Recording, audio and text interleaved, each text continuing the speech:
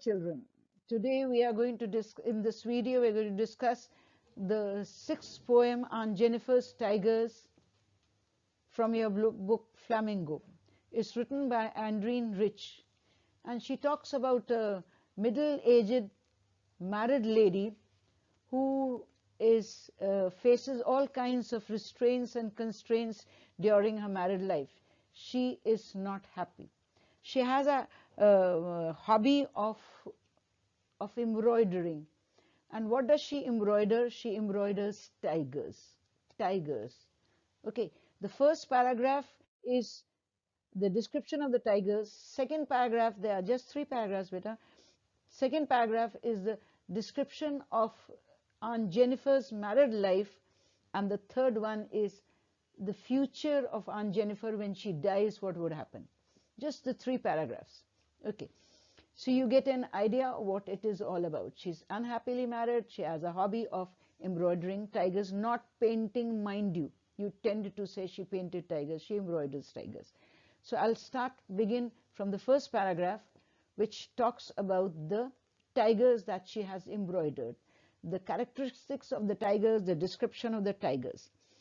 Aunt Jennifer's tigers prance across a screen, bright topaz denizens of a world of green. They do not fear the men beneath the tree. They pace in sleek, chivalric certainty. Now, this is the description of the tigers. Aunt Jennifer's tigers prance. They are walking across a screen because it's a big screen, big cloth on which she has embroidered tigers. Now, the description is that they are bright. Bright is, since they are topaz, topaz is yellow color. So the yellow is always symbolic of brightness. They are bright, yellow in color, denizens, inhabitants of a world of green. World of green is the forest. Please, I would request you, if you've got the books with you, please write these words down. Because very often you would get the question, describe the tigers embroidered by Aunt Jennifer. So they are bright, topaz yellow color, denizens, inhabitants of a world of green is the forest. They live in the forest. They are bright in color. Besides, remember, bright is unlike, if you're happy, you are bright. If you're unhappy and sad and gloomy, you would be dull, not bright. Okay, so that's in contrast to Aunt Jennifer herself. They do not fear the men beneath the tree. They here refers to the tigers. They do not fear the men beneath the tree. Why would the men be in the forest? They are there under the tree. Why? They would perhaps be hunters who've come to hunt the animals in the forest. So if they've come to hunt the animals in the forest, they would be having some kind of weapons, perhaps guns, etc. So the tigers, since they are in their own habitat, that is the forest, they are not scared of the men who are there in the forest carrying some kind of weapons. I suppose they have that sense that they have some weapons, etc. Okay, they pace. They again refers to the tigers. They pace, that means they walk in sleek. Sleek is elegant. Chivalric is bravery. Certainty is confidence. Now, Aunt Jennifer's tigers that she embroiders, she embroiders them as prancing, as moving, not still.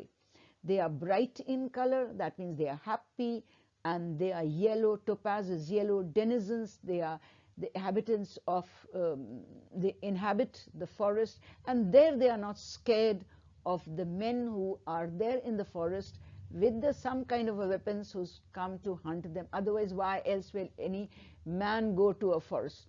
To get killed, or naturally to kill some animal.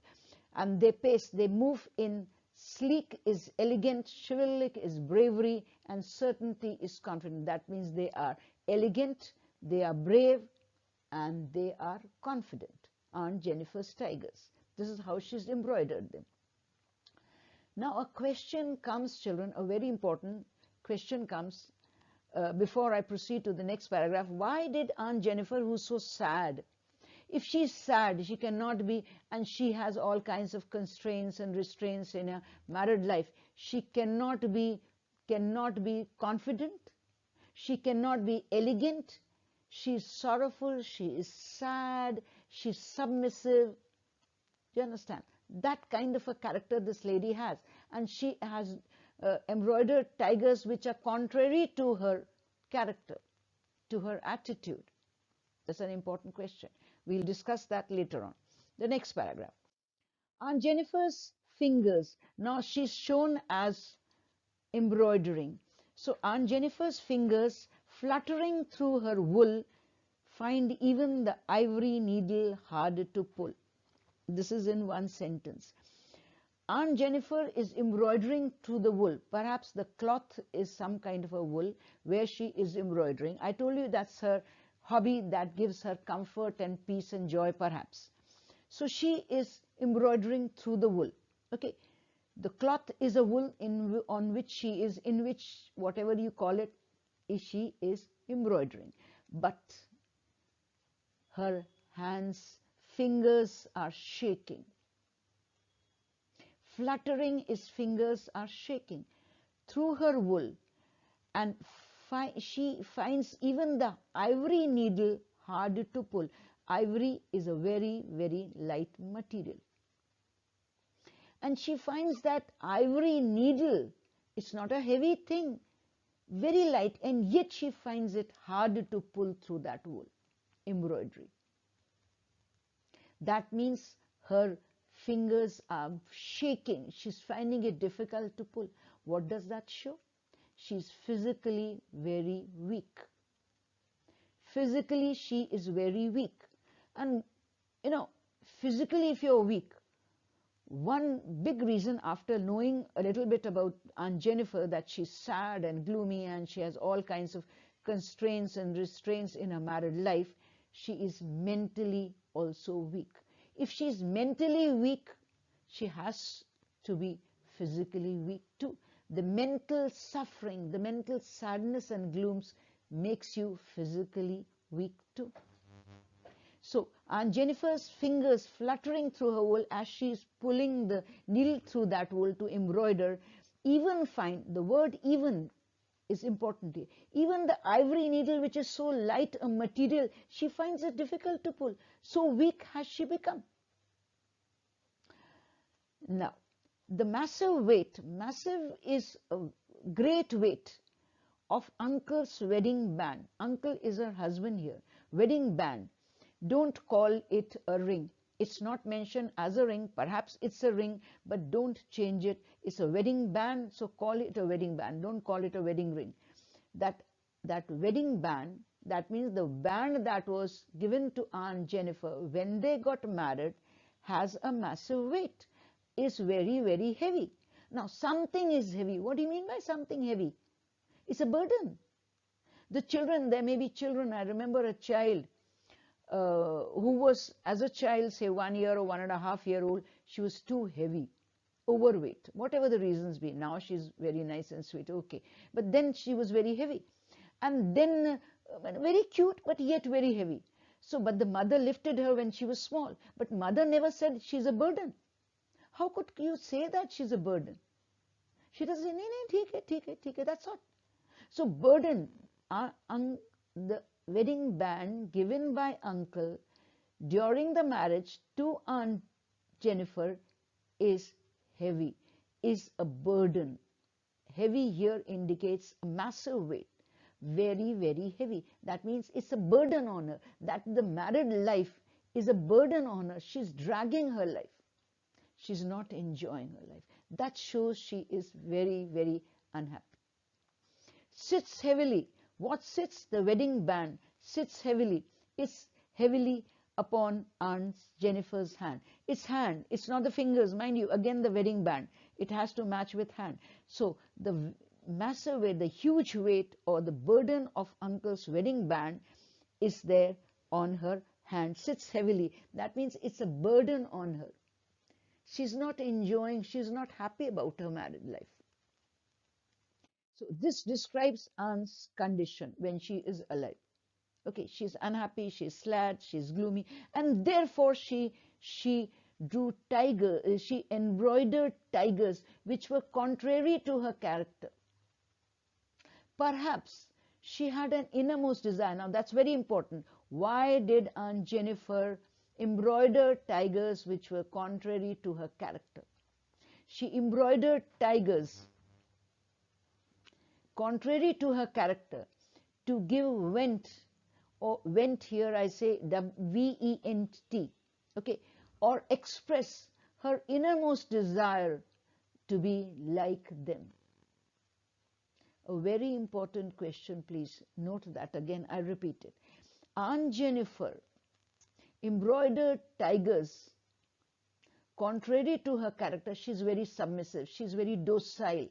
If you were to portray her character, she's docile, gives in easily, she isn't bold at all, she isn't confident, she is full of fear, scared, okay, and she embroiders those tigers which are fearless, which are confident, which are elegant, and they are bright. She is sad. Sadness contrary to brightness. She wanted to be like them. She had an innermost desire to be like them, but she could not express herself. She's so docile. And therefore she embroidered tigers to give expression to her innermost desire to be like those brave, bright, fearless tigers. Very important question. Now it talks about, the third paragraph talks about when aunt is dead. When aunt is dead. She isn't dead anymore now. But when, that means in future tense. When she dies, what would happen? Her terrified hands will lie ringed with ordeals she was mastered by.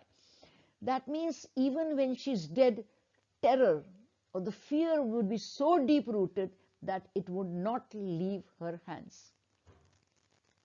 Certain marks, children, once I burnt my, not the palm side, the upper side of the hand. Oil fell down, okay? And of course there was a mark there were blisters, big huge blisters, and there were a mark. The mark lasted, you know, when something burns, then it leaves a mark. Okay, the mark, the burn was not very deep, but then it was a burn, and the mark remained on my hand for quite a few years, I suppose 3, 4, 5 years, and now it is no more. The white patch was there, well, where the burnt part was there, and now it is, I think it remained there for 4, 5 years, and after that, it's okay, it's a normal skill. I cannot really find it which hand it was, right or left, I forget it. Right? It was not that deep-rooted, but Aunt Jennifer's fear that she'd faced during her lifetime would still remain with her when she dies. Now I repeat it. When aunt is dead, her terrified hands would be full of terror, will lie still ringed. Ring means there'll be marks. Still will lie still ringed with. Still means till, even when she dies, then also there would be marks of the ordeals. There would be, ring means there will be marks of the ordeals. Ordeals are, children, very difficult tasks. We perform difficult tasks. Okay, ordeals means very, very difficult tasks. She was mastered by. Now mind you, see the words. She was mastered by. There was something that was mastering her hands. She did not. I have a mastery over, say, knitting. I was very fond of knitting. I have mastered all kinds of sweaters and the shawls and the socks that I can make, knit. That I have. But then she was mastered by. Mastered here means controlled by the different difficult tasks that she had to perform during her lifetime. Mind the words, I repeat it again. Her terrified hands will lie still ringed. Ring means the marks of the difficult tasks that she did during her lifetime. Okay, ringed is the marks. Ordeals are the difficult tasks she was mastered by. Means the difficult tasks, she did not control the difficult tasks. She was controlled by the difficult tasks. That means her life was controlled by the difficult task that she had to perform. Suppose I'm not well, or I don't have time, or whatever the reasons be. I'll say in the evening I'm not going to cook anything, or we'll have some kind of shortcut. Okay, we'll not have the proper supper that we usually have. Yes, there have been times. At home also you must have seen your mother, she's not well or something, whatever it is. There would be shortcut, or could be we'll get something from outside. Yes, otherwise she has to prepare the lunch and the dinner and everything. But then here in her case, there was no such choice. She was controlled by her life was controlled by the difficult task that she had performed all her life. Mastered is controlled. And the ordeals, the difficult task that she performed, left marks on her hands, ringed with ordeals. That means they left marks on her hand. You know, if you've seen your mother's hand, and if she does the kitchen work and all household work, you would see the left hand and the right hand, there's a difference. There's a difference in the left hand and the right hand. The left hand seems to be more solid, more, more coarse, more rough. Left isn't. Okay, because we do all the things with our right hand. Those laborers who do all kinds of weightlifting and all that, you see their muscles. Weightlifting and all that. The laborers, their hands. You get my point. So still ringed, there would be marks of that. So still ringed with ordeals, she was mastered by, most controlled by. Her life was controlled by the difficult tasks that she had to perform, and these difficult tasks left imprints or marks on her hand. I suppose this is clear. Now this is one imagery ends here. The next one, the tigers in the panel, the tigers that she's drawn in the panels, that she had made, or she had not made, embroidered, she had made, will go on prancing, proud and unafraid. Now, if I were to say tigers are embroidered, how would they stop when their creator dies? See, there is a relationship between Aunt Jennifer and the tigers. You will agree. She is their creator. She has created those tigers. They are lifeless. Okay, yes, they have to be. They are embroidered. But she is their creator. So the poetess is perhaps trying to say